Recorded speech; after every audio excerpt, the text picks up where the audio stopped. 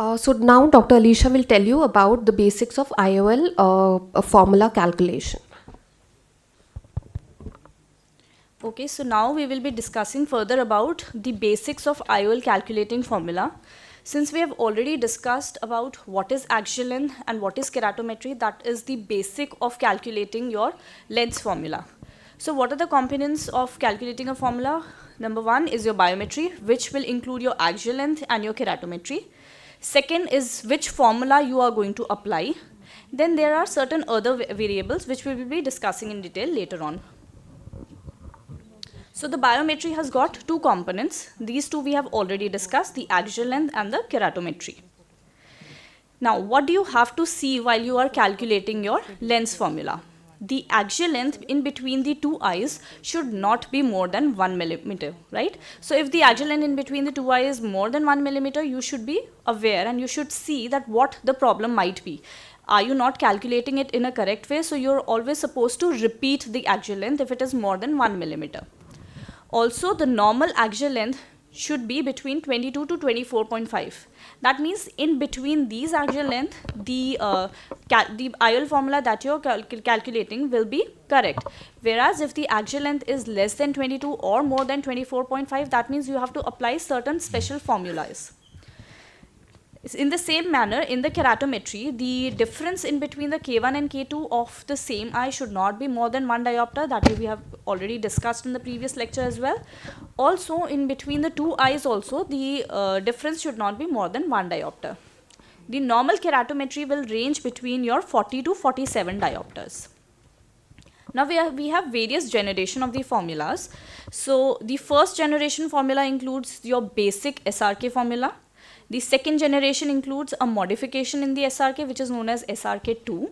The third generation includes your SRK-T, Hoffer-Q and Holiday 1, whereas your fourth generation includes your Holiday 2 and Haig's formula.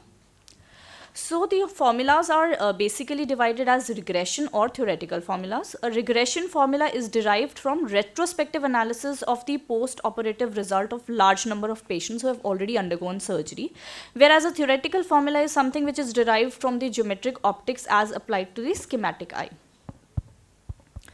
So you have the formula which is based on data driven, which includes your SRK, SRK2 formulas. You have the formulas which are based on your optical approach, which includes your Holiday 1, Hopfer-Q and SRK-T, and the Barrett's, which is the latest formula that is being used, and the hybrid formulas, which includes the combination of your data driven and your optical approach. So this formula has been already discussed in the first presentation, but I'll repeat it again, that the IOL power is calculated as A is your A constant minus 2.5 into L, which is the axial length of the eye, minus 0.9 into K, which is the keratometric reading.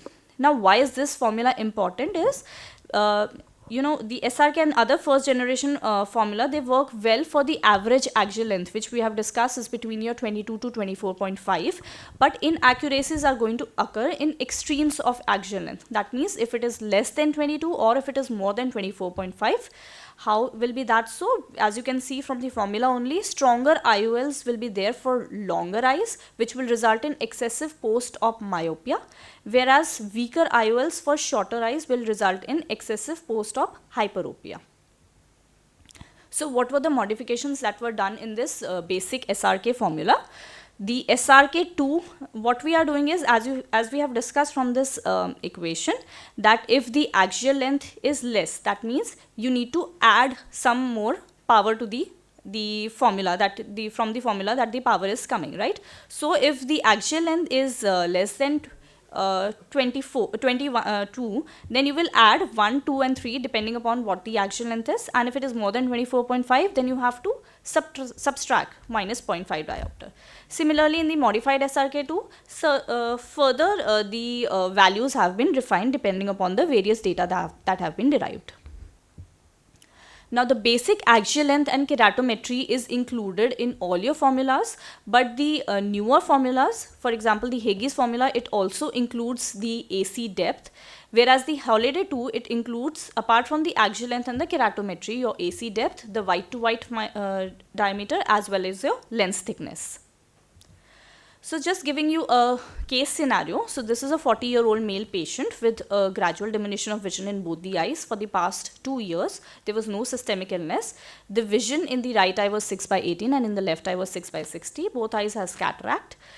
And they had on the fundus lasered lattices. That means it was a high myopic eye. Now we have calculated the axial length on the A scan, which came out to be 30.1 and 30.2 in the right and the left eye. On the basis of optical IOL master, the axial length was coming to be 31.26 and 31.25. So this we have already discussed in the previous presentation as well, that the axial length measurement is more accurate with your optical biometer compared to your ultrasonic biometer.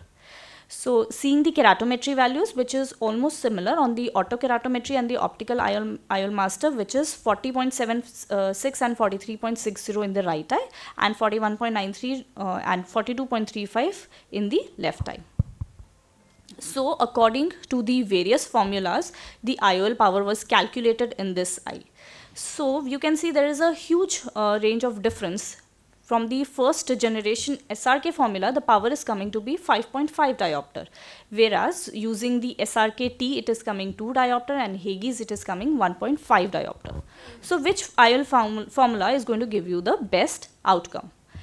Now it has been seen that the SRK-T and the Haigis formula, they are the most accurate formulas when you have higher axial lengths, right? As was in this case.